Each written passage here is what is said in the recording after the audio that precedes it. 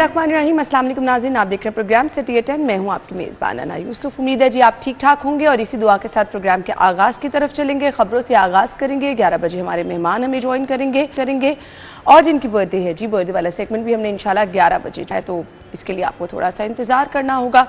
सबसे पहले जी हमने टॉप स्टोरीज़ की तरफ जाना है, लेकिन उससे पहले हमेशा रात के पेट्रोल की कीमत में इजाफा कर दिया जाता है। पेट्रोल की कीमत में इजाफा किया गया है जी, 2 रुपये 43 पैसे पेट्रोल महंगा किया गया है। ऐसे में अगर हम ये कि कोई फ़र्क नहीं पड़ता, आई थिंक जिन लोगों को पड़ता है उन्हें बहुत फ़र्क पड़ता है, जिनको नहीं पड़ता उनको बिल्कुल ही फ़र्क नहीं पड़ता। क्लास है ना, एक क्लास ऐसी है जिसको आप 5 रुपये भी महंगा कर देंगे नहीं फ़र्क पड़ता।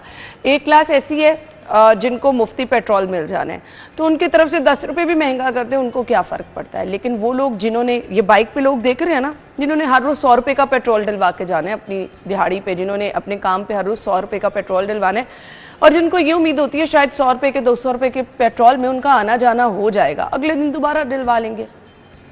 इन लोगों की जेबों पर बहुत फ़र्क पड़ता है। जिन्होंने अपने बच्चों को स्कूल भी छोड़ना है, जिन्होंने घर रूटीन की सब्ज़ी लेके दे के आनी है जी, ये आज सब्ज़ी बना लीजिएगा।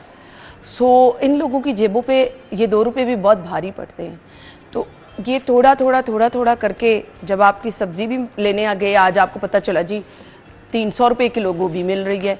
आई डोंट नो आज का रेट क्या, बट लेट्स सपोज चिकन की कीमत में इतना इजाफा हो गया है, अंडे इतने महंगे हो गए हैं। जब आप रूटीन की ये चीज़ें लेके पेट्रोल डलवाने खड़े होते हैं तो फिर आपकी जेब पर जब अच्छा खासा बोझ पड़ता है तब आपको फ़र्क पड़ता है। तो ये फ़र्क पड़ने वाले लोगों की तादाद बहुत ज़्यादा है और ये लोग बेचारे जो हैं परेशान होते चले जा रहे हैं। महंगाई इस कदर होती जा रही है कि आवाम का जीना मुहाल हो गया है। बट वो लोग जिनको पेट्रोल की कीमत ही नहीं पता, जिनके कार्ड में खुद ब खुद फ्यूल के पैसे आ जाते हैं और उन्होंने कार्ड देना है, शायद उन्होंने भी नहीं, उनके ड्राइवर ने देना है, पेट्रोल डलवाना है और उनको खुला पेट्रोल मिल रहा है। पता नहीं वो इस्तेमाल पूरा कर भी रहे हैं, नहीं अगला महीना स्टार्ट हो जाता है। ऐसे खुश नसीब भी यहीं पे ही रहते हैं। हमारे सीनियर रिपोर्टर हैं जी, एडिटर ब्यूरोक्रेसी कैसर खोकर साहब और अली रामे ने हमें ज्वाइन किया है। अस्सलाम वालेकुम। वो जो खुश नसीब मैंने कहा यहीं रहते हैं, वो ब्यूरोक्रेट होते हैं शायद जी, उनको तो मुफ्त मिलता है ब्यूरोक्रेट। वही मैंने कहा, उनको तो पता भी नहीं होता ना। पेट्रोल जो कीमतें कम का जो इजाफा करने वाली जो अथॉरिटी, जो लोग हैं जो अथॉरिटी करते हैं, जो पेट्रोल महंगा करते हैं, उनको तो पेट्रोल मुफ्त मिलता है। उनको इस बात का कैसे एहसास हो कि पेट्रोल महंगा हो गया है तो पेट्रोल महंगा है। उनको जब जेब से पेट्रोल डलवाना पड़ेगा फिर उनको पता चलेगा कि पेट्रोल महंगा नहीं करना।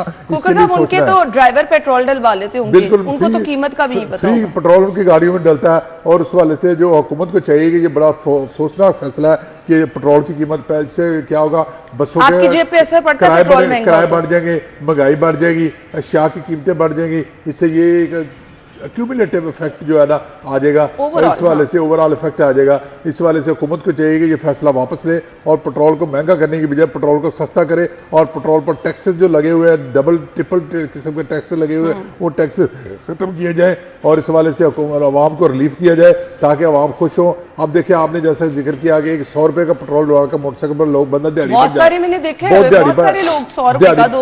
दिहाड़ी पर जाते हैं बेचारे, वो वापसी पर शाम को वापस आ जाएंगे उसी पेट्रोल में। अब उनके लिए तो मुसीबत बन गई ना, 2 रुपये 43 पैसे जो पेट्रोल महंगा हो गया और ये बड़ा, और जो 3 रुपये 2 पैसे डीजल महंगा हुआ है, ये किसानों का जो ट्रैक्टर चलते हैं या जो डीजल पर जो ट्यूबवेल चलते हैं उनके लिए मसला हो जाएगा। पानी ट्यूबवेल का महंगा हो जाएगा और जो ट्रैक्टर चलते हैं उनकी महंगाई और कटाई और जो फसल काश्त करते हैं उसका खर्चा बढ़ जाएगा और इससे लेकर इस वाले से हुकूमत अशिया की कीमतें जो है वो उसका इजाफा हो जाएगा।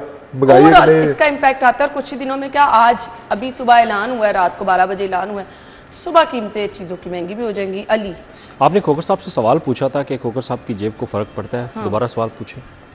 पड़ता होगा, पड़ता, बिल्कुल पड़ता है, बहुत ज़्यादा पड़ता है। आपने तो इग्नोर कर दिया, बहुत ज़्यादा पड़ता है। नहीं, आपको पेट्रोल नहीं मिलता खोकर साहब? मुझे सिर्फ 50 लीटर मिलता है, बाकी तो अपनी जेब से डलवाना पड़ता है।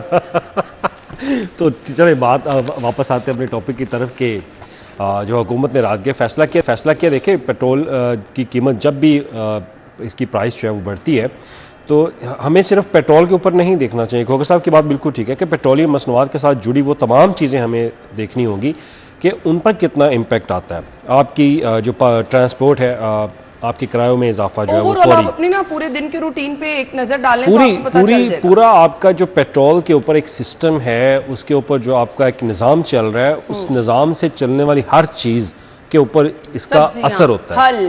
देखिए सब हर चीज़ ट्रांसपोर्टेशन के जरिए इस्तेमाल होती है ना, तो डेफिनेटली उसका रेट जो है उसके ऊपर फ़र्क पड़ेगा। अब जब भी आप दुकान पे जाकर आप बात करेंगे कि आज आपको 2 या 3 रुपए चीज़ जब महंगी मिलेगी, तो आप उससे पूछेंगे दुकानदार से कि आज क्या वजूहात हैं कि आपने अचानक 2 या 3 रुपए 5 रुपए बढ़ा दी, तो वो सिंपल सी बात ये कहेगा कि जनाब पेट्रोल रात का महंगा हो गया।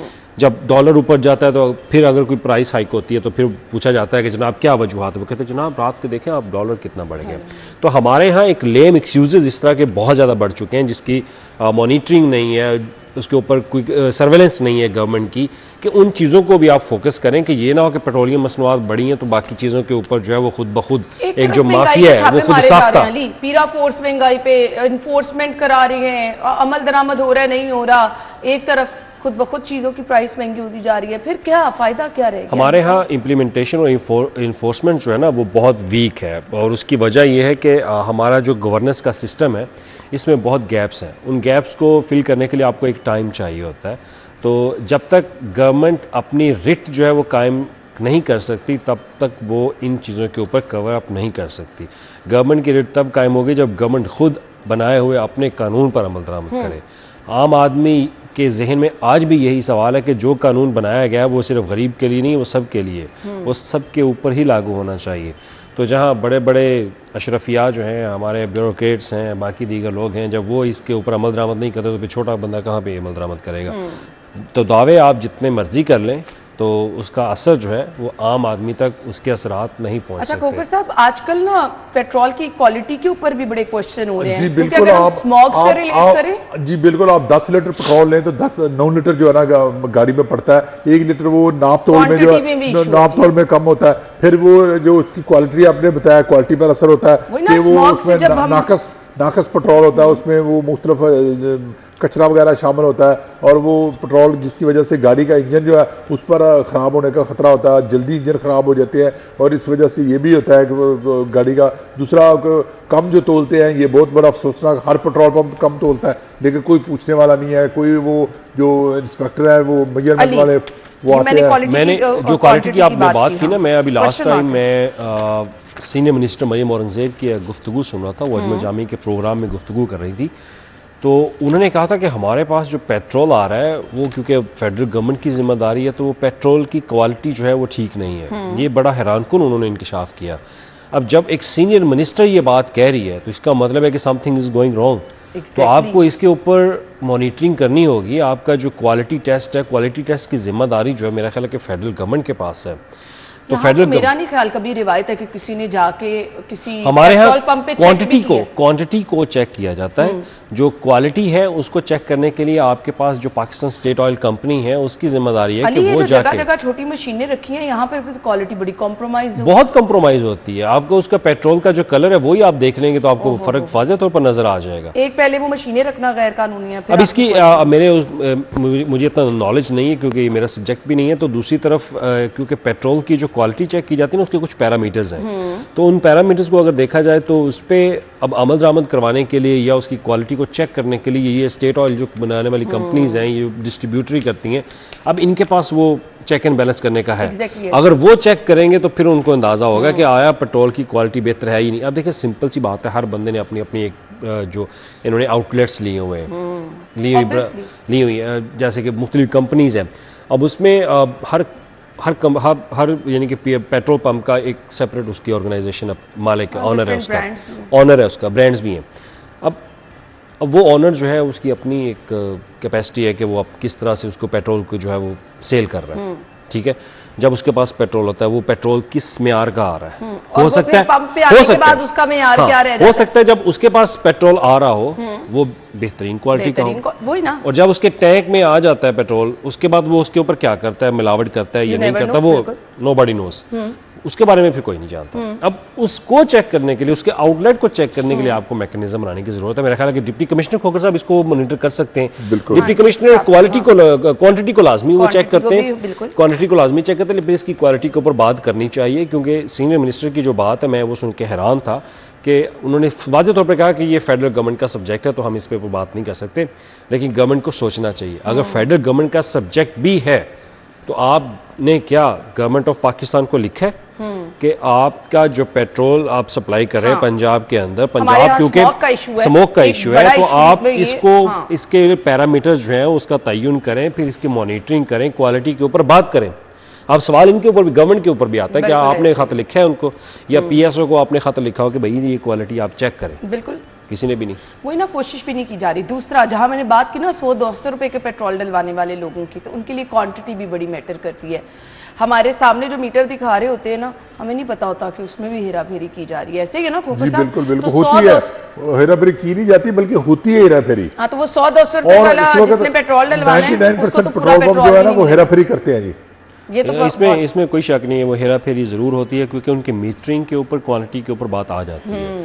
आप जब कभी आज़ादाना तौर पर अगर आप जाके उनसे कहें कि मुझे आप पेट्रोल जो है वो मेरे गाड़ी की टैंक की बजाय अभी इस बॉटल के अंदर आप मुझे डाल के दें ताकि मैं इसको चेक करूं कि क्वांटिटी कितनी है, तो वहाँ पर क्वांटिटी का फ़र्क जो है वो वाज़ेह तौर पर आ जाता है। और बाज़ औक़ात जब क्वांटिटी चेक करने के लिए आपकी मॉनिटरिंग टीमें आती तो इनके पास इंफॉर्मेशन पहले से पहुँच जाती है कि वो लोग आ रहे हैं मॉनिटरिंग करने के लिए, तो लिहाजा अपनी जो गेजेस हैं, मीटर हैं, वो ठीक कर लें। अफसोस की बात है, ये तो बहुत अफसोस की बात है। और मैं फिर बात करूंगी उस गरीब की जिसने 100-200 रुपए का पेट्रोल डलवाना है, उसको भी पूरा पेट्रोल अगर 200 रुपए का नहीं मिलेगा तो उसके लिए कितनी परेशानी है। खैर, आज भी शहर लाहौर में आलूदगी की शरह बुलंद तरीन सतह पर है कंपैरेटिवली, क्योंकि आज स्कूल्स का मैक्सिमम ऑफ होता है। तो मुझे लग रहा था कि आज काफ़ी ऑफिसेस भी संडे सैटरडे को उनकी भी ऑफ होती है, बट आज मुझे लग रहा था स्मॉग की शिद्दत में कुछ कमी है, क्योंकि हर रोज़ आप सुबह निकलते हैं तो आप कंपैरिजन कर सकते हैं,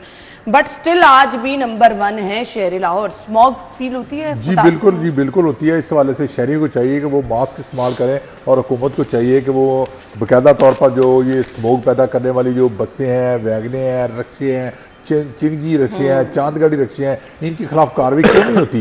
अब ये जब हम पिछले प्रोग्राम में भी डिस्कस किया था, उससे पिछले में भी किया था कि हुकूमत कार्रवाई कर रही है, पकड़ रही है बसों को और गाड़ियों को, रक्षों को, मोटरसाइकिल को, चांद गाड़ी के रक्षों को, लेकिन कुछ भी नहीं हुआ। लेकिन देखे लूदगी उसी तरह और कंट्रोल नहीं हो रही। और इस वाले से जो स्टिकर लगाए गए थे गाड़ी के ऊपर, वो स्टिकर भी लगे लाइन में लगकर, इतने लंबी लंबी लाइनें लगी कि गाड़ियों को स्टिकर लगाया जाएगा जो धुआं नहीं फैलाती। तो लेकिन इसके बावजूद अभी तक कोई इकदाम नहीं हुआ। हुकूमत की रेट ही नहीं है जी, हुकूमत की दिलचस्पी नहीं है जी। हमारे जो अदारे जो इस हवाले से जो ख़ास तौर पर माहौलियत महकमा है वो खामोश है, उसने, और ट्रांसपोर्ट महकमा खामोश है, कोई ट्रांसपोर्ट महकमे ने कार्रवाई नहीं की इस हवाले से आप देखें। और ट्रैफिक पुलिस को यही था कि इख्तियार दे देते कि ट्रैफिक पुलिस पकड़ लेती धुआं पकड़ने वाली गाड़ियों को, लेकिन ट्रैफिक पुलिस को भी इख्तियार नहीं दिया गया। और उसी तरह गाड़ियाँ दाती फिर रही हैं सड़कों पर और धुआं फैला रही हैं, आलूदगी फैला रही हैं, स्मोक फैला रही है। अगर आने वाली नस्लों को बचाना है तो बहुत ज़रूरी है। खैर, ज़रा स्मोक के हल की तरफ बात कर लेते हैं। एनवायरमेंटल ट्रांसपोर्ट है जी, लाहौर के लिए हर सहूलत देंगे, चीनी काउंसिल जनरल का ये कहना है। कल तकरीब का इनेकाद किया गया। ऑरेंज लाइन ट्रेन के 5 साल मुकम्मल होने पर चीनी काउंसिल जनरल ने शिरकत की और ऑरेंज ट्रेन से मुंसलिक जो लोग हैं, ख्वाजा अहमद हसन साहब ने शिरकत की। इसके अलावा मिनिस्टर ट्रांसपोर्ट मौजूद थे। तो तकरीब में इन तमाम लोगों ने शिरकत की और अब हल की तरफ जाना है। अली खोखर साहब ने बात की कि महकमे जो है और गवर्नमेंट कुछ नहीं कर रही। खोखर साहब, ये बात गलत है। शायद वो बंदा भी सुन रहा हो जो सुबह उठ के अपनी ड्यूटी पे जाता है कि वो माहौल की बेहतरी के लिए, स्मोक के तदारुक के लिए कुछ ना कुछ करे। मेरा ख्याल है कि जो बंदा भी इस वक्त काम कर रहा है हमें उनको सपोर्ट करना चाहिए। सिंपल सी बात है। मुझे गवर्नमेंट की नीयत पर कोई शक नहीं है, एफर्ट तो हो रही है। मुझे गवर्नमेंट की नीयत के ऊपर कोई शक नहीं, लेकिन एफर्ट नजर नहीं आ रही। खोखर साहब, कहां एफर्ट? हमें सड़क पर देखे उसी तरह खोखर साहब टाइम लगता है, खोखर साहब टाइम लगता है। और चांद गाड़ी रखे, चिंगी रखे, दूसरी गाड़ियां, बसें, वैगनें, मोटरसाइकिल उसी तरह फिर रहे हैं, कोई पकड़ने वाला नहीं। आप घर से आई हैं, सब्जादार से आई हैं, आपको रास्ते में कितनी टीमें चेक करती नजर आई हैं? आपने कितनी गाड़ियां धुआं फैलाती हुई या लूदगी फैलाती हुई नजर आई? मैं जिस रोड पे रोका, मैं जिस रोका, आपने तो देखा। आप रोजाना जाती है रोजाना सब्जादार से वापस इधर टाउनशिप आती है, रस्ते में कभी आपने देखा हो कि गाड़ियों को पकड़ रहा हो, गाड़ियों को रोक रहा हो और गाड़ियां धुआं फैलाने वाली आपको नजर आ रही है?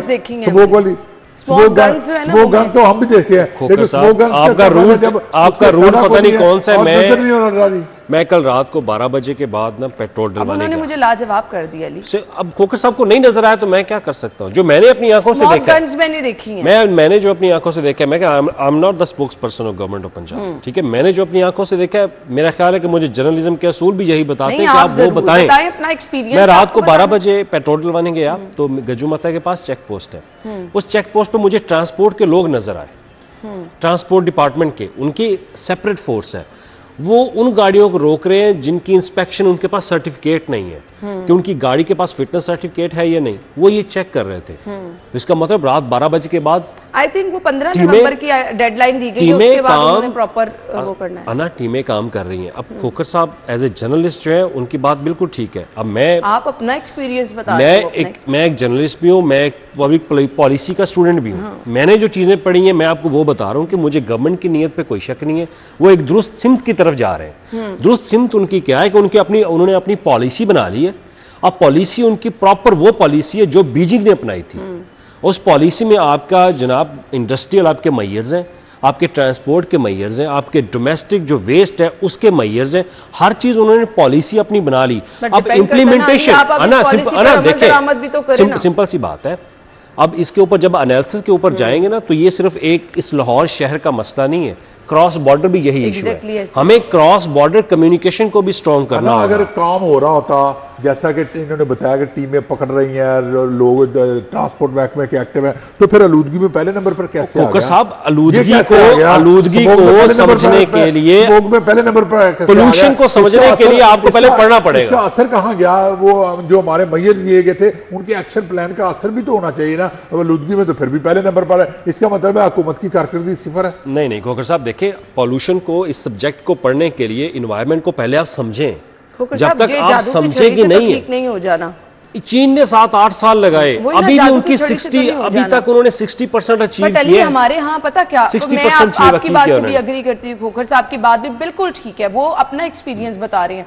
बट हमारे यहाँ जैसे ये स्मॉग के बादल छट गए ना, आलूदगी तो रहती है, पूरा साल रहती है, तो काम सारे स्लो हो जाने हैं, सबने सुकून से अपने कमरों में बैठ जाने हैं। अली अब इस बात से आप एग्री करें? मैं ये नहीं कह रहा, आपको पूरा साल इस पे रहना है। मुझे इशू है इम्प्लीमेंटेशन के अंदर जो गैप्स है ना, उसको आपने फोकस करना है। अब ये नहीं कि आप सर्दियों के अंदर आप मुतहर्रक रहें, गर्मियों के अंदर आपको लगा अच्छा चलो गर्मियों के अंदर जो है ना वो आप बिल्कुल खामोश होकर बैठ जाओ, ये चीज नहीं होनी चाहिए। जहां पे गैप्स हैं उनको आप फिल करें। मैं बात कर रहा हूं कि हमारे यहाँ हर चीज मौजूद है। आपने 30 अरब रुपया लगा दिया, 30 अरब रुपया लगाने के अब हमें आउटकम चाहिए। अभी आउटकम आपने उस तरह से अचीव नहीं किया, आपको एक टाइम चाहिए। 7 से 8 साल लगे थे बीजिंग को। चाइना में अभी भी कुछ शहर ऐसे हैं जिसमें सिचुआन है और भी शहर हैं जहाँ पे अभी भी स्मोक के वो टॉप 10 के अंदर आ रहे हैं वो।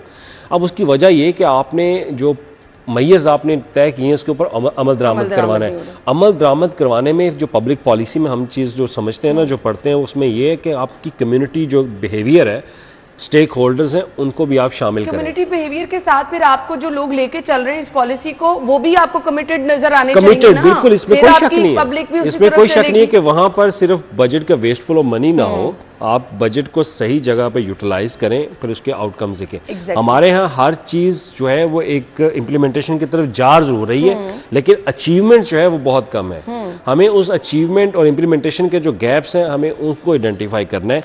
तो सिंपल सी बात ये कि ये मसला इतनी जल्दी हल नहीं होगा।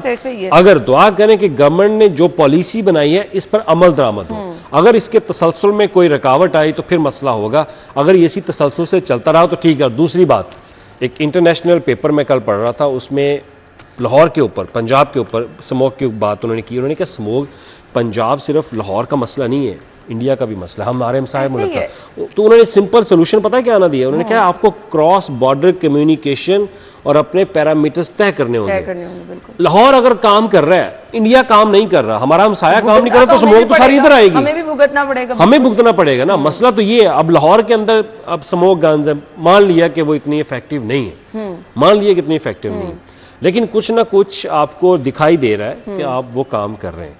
मैं इस पे ऊपर 100% मेरा बिलीव है कि ये इतना इफेक्टिव नहीं है, लेकिन एनी हाउ गवर्नमेंट की नीयत, गवर्नमेंट की सिमत मुझे दुरुस्त दिखाई देती है पॉलिसी को देखते हुए कि कोई ना कोई काम वो कर रहे हैं, लेकिन फिर भी कोई ना कोई गैप्स है। अगर आप 100% बेहतरी चाहते हैं ना, तो ये तब मुमकिन होगा कि जब ये स्मॉग के बादल छट जाए, फिर भी आप इस पे लगे रहें। लगे रहते हैं आपको अपनी ट्रांसपोर्ट को इलेक्ट्रिक ट्रांसपोर्ट, देखिए सिंपल सी बात है, मेरे पास अगर मैं तनकीद करना चाहूँ तो मेरे पास हजारों चीजें मैं तनकीद करूंगा, लेकिन मैं चाहता हूँ कि तनकीद के साथ साथ इस्लाह की भी जरूरत हो। जो चीज अच्छा है उसको अप्रिशिएट भी करें। कुछ नहीं हो रहा जी, बिल्कुल आपके सामने है जी।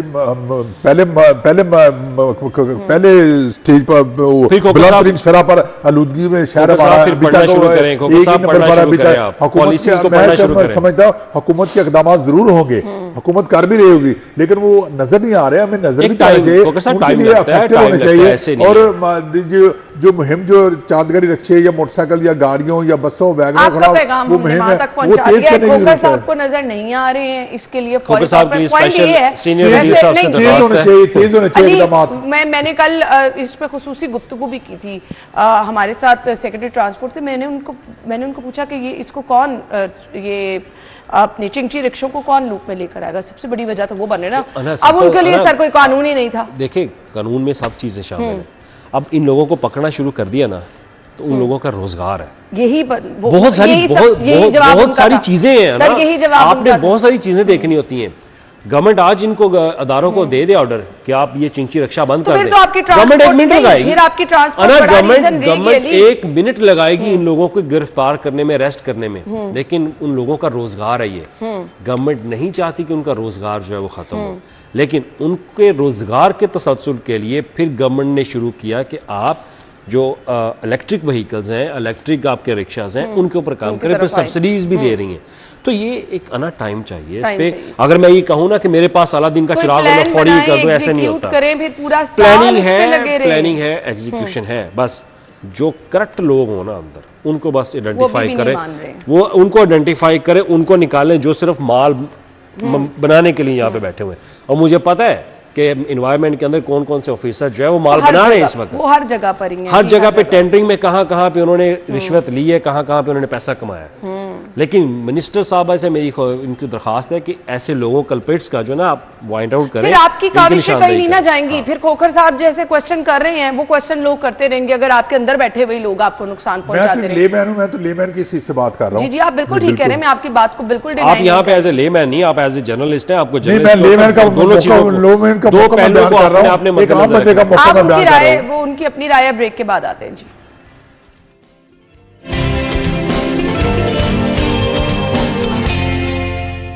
Welcome back. Punjab board of investment and trade का नया ढांचा तश्कील देने का फैसला किया गया है। अच्छा जी, सूबे को जनूबी एशिया का मुआशी हब बनाने के लिए हिकमत अमली तैयार। अलीरा में जी बिल्कुल, ये पंजाब बोर्ड ऑफ इन्वेस्टमेंट अब इसके ऊपर अगर बात करें तो ठीक है, अगर आपकी ख्वाहिश है कि आप जनूबी एशिया का हब बनाना चाहते हैं बिज़नेस का, जो कि मुस्तकबिल में हमें लग भी रहा है कि अल्लाह करे कि ऐसा हो कि ये एक बहुत बड़ा बिज़नेस हब बन जाए, लेकिन उसके लिए बिज़नेस हब बनाने के लिए आपको सरमायाकारों के लिए, इन्वेस्टर्स के लिए बहुत ज़्यादा सहूलियात जो है वो देना होगी।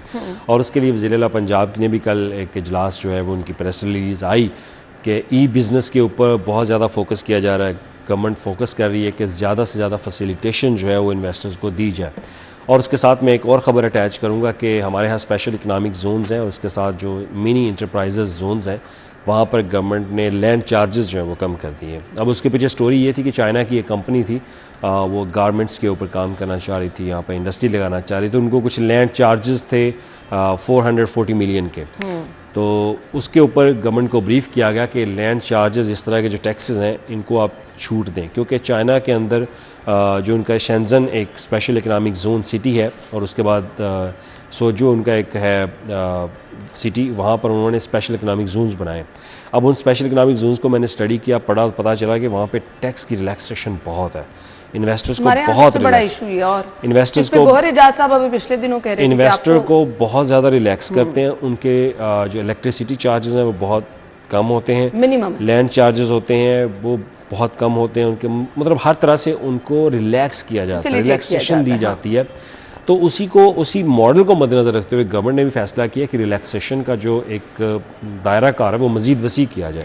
तो लिहाजा उसी को मद्देनज़र रखते हुए लैंड चार्जेस ख़त्म किए। अब ये पीबड़ की अगर बात की जाए पंजाब बोर्ड ऑफ इन्वेस्टमेंट में, इसके अंदर मुख्तलिफ रीजन्स बनाए जा रहे हैं जो चाइना को डील करेगा, एक अफ्रीका को डील करेगा, मुख्तलिफ जो हमारे अमेरिकन बेल्ट है तो उनको डील जो है वो करेगा। तो इस तरह से अगर गल्फ़ कंट्रीज़ है तो उनको डील करेगा इन्वेस्टमेंट के लिए। तो हर उस ढांचे के अंदर ये भी बताया गया कि हर रीजन का अपना एक डायरेक्टर जो है वो होगा। अब ये बात आ गई पॉलिसी के ऊपर कि आपका ये इंतज़ामी एक अमूर है, उसके बेहतरी आप चाहते हैं, लेकिन हमारा फिर खोकर साहब की बात होगी कि कुछ नज़र भी आए। देखिए, नज़र आने के लिए आपको एक टाइम चाहिए होता है। अगर आप ये आज इनका इंतज़ामी ढांचा बेहतर कर देते हैं, आप इन्वेस्टर के साथ मीटिंग्स करेंगे, साथ उन्होंने ये भी लिखा कि एम्बेसडर्स के साथ गवर्नमेंट जो है उनके साथ डिनर करेगी, उनके लिए डिनर होस्ट करेगी, उनसे बात करेगी कि आप अपने मुल्कों से इन्वेस्टर यहाँ पर लेकर आएँ, हमारी मीटिंग्स उनके साथ करवाएं। जितना इन्वेस्टर आएगा उतनी सरमायाकारी होगी, आपकी जॉब्स अपॉर्चुनिटी बढ़ेंगी, आपकी इकॉनमी के ऊपर जो है असरात अच्छे आना शुरू हो जाएंगे। तो उस तसलसल को उस सिलसिले को मद्देनज़र रखते हुए गवर्नमेंट ने यह फ़ैसला किया कि असर 9 तश्कील दी जाए, इस ढांचे को बेहतर किया जाए। लेकिन सवाल ये भी है कि जो पहले से ढांचा मौजूद था उनकी परफॉर्मेंस क्या रही, उनके अंदर स्पेशल इकनॉमिक जोन अगर काम करें तो उन्होंने क्या किया। बिल्कुल ये चीज़ें देखना जी बिल्कुल। आप सरमायाकारी की बात करते हैं तो सरमायाकारी कैसे आ सकती है जब तक मुल्क में अमन-ओ-मान नहीं होगा। अब पहले अमन-ओ-मान तो कैम कर ले, फिर सरमायाकारों को भी लिए हैं। अब अल्हम्दुलिल्लाह खोकर साहब हालात तो अमन-ओ-मान की तरफ अगर देखे जाएं तो कंट्रोल है। नहीं कि ऐसे कंट्रोल है। आप सुबह बलूचिस्तान देखें, सुबह केपी के देखें, आप पंजाब के ओवरऑल हालात देखें। मैं 2013 में प्राइम मिनिस्टर नवाज शरीफ के साथ तुर्की गया तो वहाँ पर इन्होंने सरमायाकारों के साथ खिताब किया, तुर्की के सरमायाकारों को उनको दावत दी कि आप पाकिस्तान आए और आकर सरमायाकारी करें। और तुर्क सरमायाकारों ने कहा कि आपके मुल्क में बिजली जो है ना वो महंगी है बहुत ज़्यादा, गैस बहुत महंगी है, अमन-ओ-मान का मसला है, हम कैसे आकर सरमायाकारी करें। उन्होंने सरमायाकारों ने ये सवाल कर दिया प्राइम मिनिस्टर से, और टैक्सेस बहुत ज़्यादा है। फिर वो दो तरीक़ेकार जो है सरमायाकारी का वो बहुत मुश्किल है। फिर गैर मुल्की जो सरमायाकार आता है उसको यहाँ पर आकर इतना तंग किया जाता है। ढांचा बनाया जा रहा है, इन चीज़ों को देखा जाएगा। देखिए, इसमें हर चीज़ जो है वो बड़ी तरीके के साथ तमाम मसाइल, अब सिंपल गवर्नमेंट ने, यहाँ मौके बहुत हैं, आपको कुछ चीज़ों गवर्नमेंट ने सिंपल कह दिया है कि अब जो भी सरमायाकारी के लिए आएगा ना उनको 1 विंडो फैसिलिटेशन दी जाए। अच्छी चीज़ है। वो ये ना हो कि वो पहले खोकर साहब के पास जाए, फिर अना के पास जाए, फिर मेरे पास आए। मतलब उसको ब्यूरोक्रेटिक जो रेड टेप है ना, इससे उसको ख़त्म करना है। चलें जी, अच्छी चीज़ है, फिर ही आपका मुल्क तरक्की की तरफ तो ये वज़ीर आला ने भी यही कहा कि इनको जितना फैसिलिटेट हो सके इनको करें, इनको जगह जगह ना जाना पड़े, एक छत के अंदर उनको तमाम तर सहूलियात दें। और उसके बाद जहाँ तक टैक्स की रिलैक्सेशन है, गवर्नमेंट के ऊपर रिलैक्सेशन तो गवर्नमेंट बिल्कुल तैयार है, हर तरह से उनको फैसिलिटेट करेगी। और ये इकदाम फौरी लेने चाहिए। जी, हम ब्रेक के बाद आपको ज्वाइन करते हैं।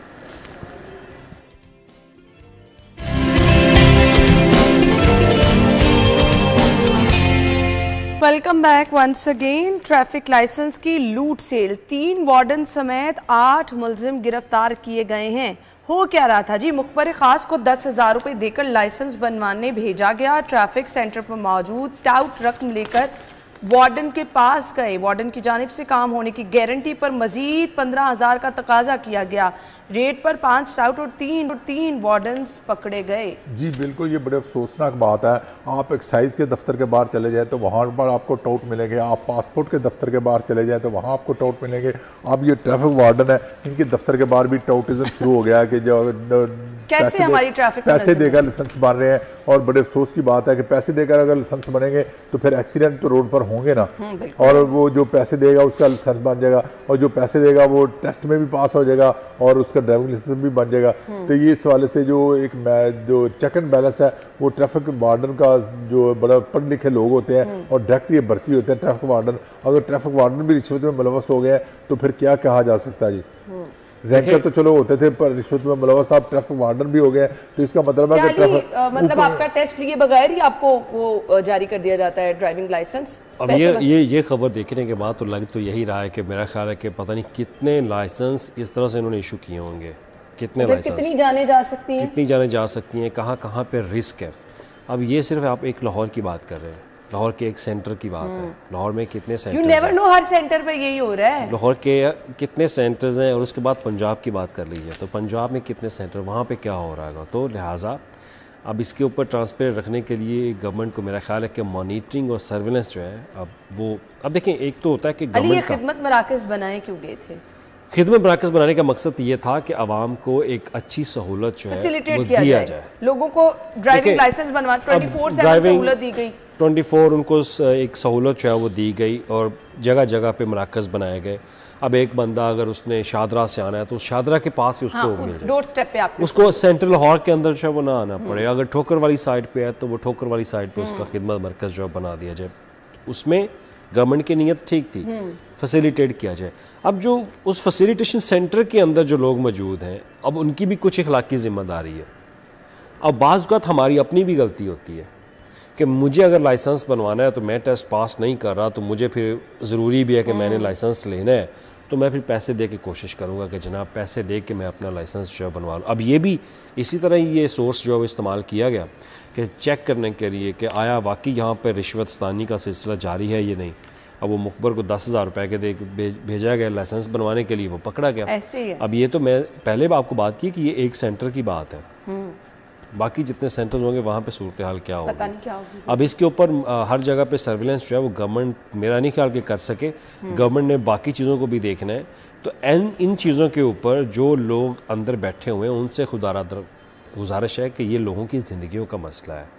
अगर आपने किसी एक शख्स को ड्राइविंग लाइसेंस उसको दे दिया बना के जो ड्राइव नहीं कर सकता, वो पता नहीं किसकी जान ले सकता। वायलेशन जो होगी वो वायलेशन तो खोकर साहब छोड़ दे, वायलेशन तो लाइसेंस जो होल्डर है वो भी कर रहे हैं, वो तो हम भी कर रहे हैं।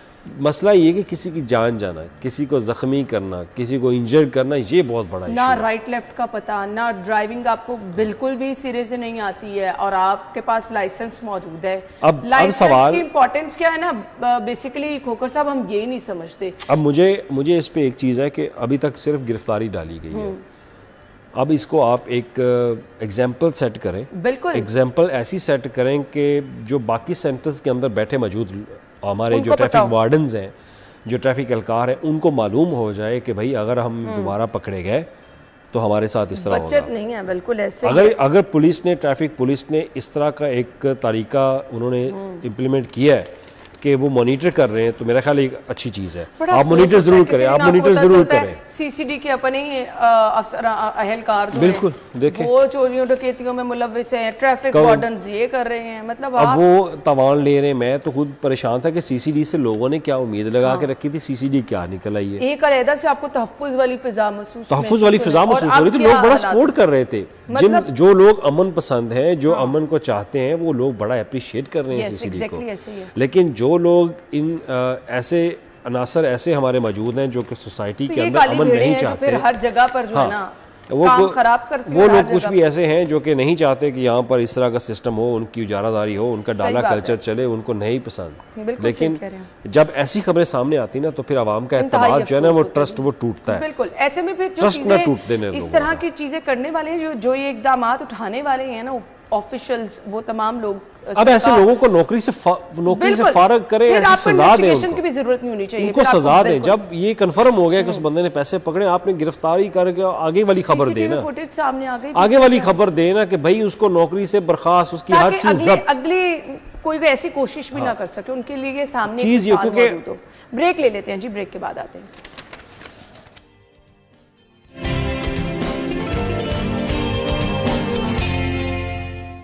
Welcome back once again. Teaching अस्पतालों में डेंगू का इलाज नापैद है। टीचिंग अस्पताल शहर के बड़े अस्पताल हैं, डेंगू के मरीज धड़ाधड़ सामने आ रहे हैं और असल डेटा भी शेयर नहीं किया जा रहा। प्राइवेट अस्पतालों में बहुत सारे लोग जा रहे हैं। कुछ कहना चाह रहे हैं? नहीं। अच्छा, मैंने कहा शायद आप ऐसे कर रहे हैं तो शायद कुछ कहना चाह रहे हैं। अच्छा, अब डेंगू के मरीज रोजाना सामने आ रही हैं और बहुत सारे लोग जो अपने करीबी डॉक्टरों के पास ही अब इलाज कराने जा रहे हैं, क्योंकि लोगों को ना एक खौफ जो पहले डेंगू के हवाले से था, कोविड के, अब लोगों ने समझ लिया कि ज़िंदगी का हिस्सा है।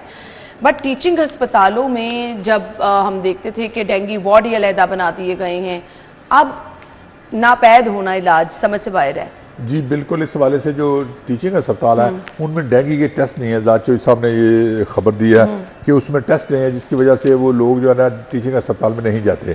लेकिन सबसे पहले जब डेंगू का जो मरीज होता है वो तो अपने मोहल्ले का जो टकना डॉक्टर होता है उससे इलाज कराता है ना।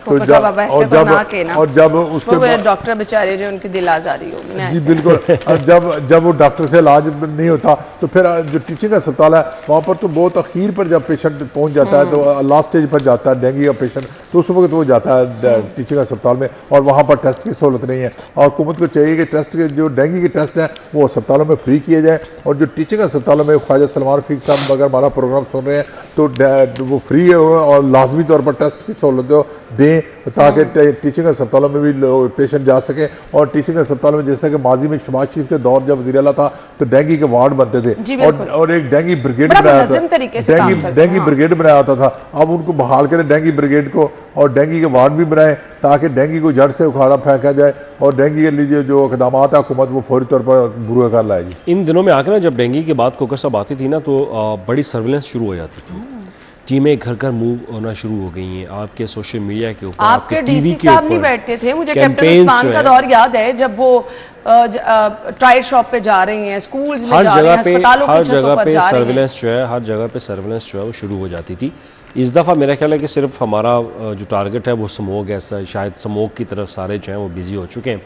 तो इन चीज़ों के ऊपर जो है वो भी नज़र रखनी होगी, हेल्थ डिपार्टमेंट को जो है वो लूप में लेना होगा सबको, डिस्ट्रिक्ट गवर्नमेंट को भी, ट्रांसपोर्ट डिपार्टमेंट को भी। लोगों में जगह जगह जाके टायर चेक किए जाते थे, घरों के अंदर जाके कूलर के अंदर पानी चेक होता था, कब्रिस्तानों में जाके चेक, इस तरह की चीज़ें चेक होती थी। लेकिन अब क्योंकि टेम्परेचर ठीक है, कूलिंग की तरफ जा रहा है, आहिस्ता आहिस्ता सर्दी आ जाएगी, लेकिन फिर भी आप अपना सर्विलेंस जो है जो आपके पैरामीटर्स है वो बंद होना नहीं चाहिए। जहाँ तक होगा ये इस खबर का तल्लुक है तो टीचिंग हॉस्पिटल्स के अंदर अब तस्दीक के लिए यानी कि आपके टेस्ट जो है वो ही नहीं हो रहे। अब एक तरफ आपका दावा है कि आपने अद्वियात की फराहमी दी है, आपने हेल्थ का इंफ्रास्ट्रक्चर जो है वो बेहतर किया है, तो जो इलाज की सहूलियात हैं, जो टेस्ट की तशखीस के लिए जो आपका एक अमल है, अगर वो ही नहीं हो रहा तो फिर आप दावे पहले नहीं कराने पर राजी होते टेस्ट, और फिर जब सहूलत ही ना हो तो फिर तो सहूलत ना हो तो फिर अल्लाह हाफ़िज़ है, फिर तो कुछ कह ही नहीं जा सकता। लेकिन गवर्नमेंट को इसके ऊपर नोटिस लेना चाहिए। ये ना हो कि आप, हमारे यहाँ सबसे बड़ा अलमिया ये है कि हम उस वक्त नोटिस लेते हैं जब बात बिल्कुल हाथ से या हाथों से आपके बाहर निकल जाए, जब तक तबाही न फिर जाए तब हम नोटिस नहीं लेते। जब पानी सर से गुजर जाता है, हालत ज़्यादा बिगड़ जाती है। आप ये नहीं कि आपके पास अगर एक दो केसेस आए, आपको रिपोर्ट हुए, आपको फौरी तौर पर गवर्नमेंट को एक्शन लेना चाहिए, गवर्नमेंट को एक्टिव होना चाहिए। गोया कि गवर्नमेंट एक्टिव है, डेंगू के ऊपर मुतअद्दिद मीटिंग्स भी हो चुकी हैं। सलमान रफीक साहब से एक दफ़ा गुजारिश है कि ज़रा तो हाँ, इसके ऊपर ये जो हॉस्पिटल्स के अंदर टेस्ट नहीं ना हो रहे, ये बहुत बड़ी एक अजीब सी सूरत हाल है। आप 50 अरब रुपए का आपका अद्वियात का बजट है तो कहाँ मरीज बाहर जाएं, ये तो ठीक नहीं है। अच्छा, हम हेडलाइंस के बाद आपको ज्वाइन करेंगे जी।